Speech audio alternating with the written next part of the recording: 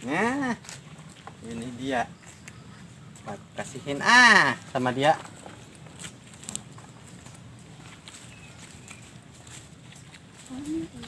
Assalamualaikum. Waalaikumsalam. Duduk. Lagi ngapain?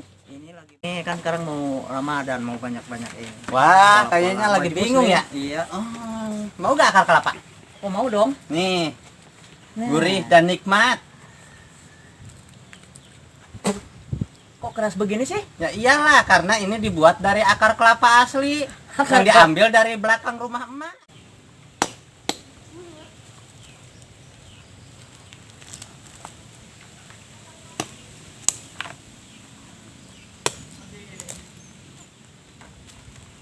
Nah, udah cukup segini juga. Makan tuh malu ah. Pantes keras begitu. Akar kelapa asli lo. Bawa sini.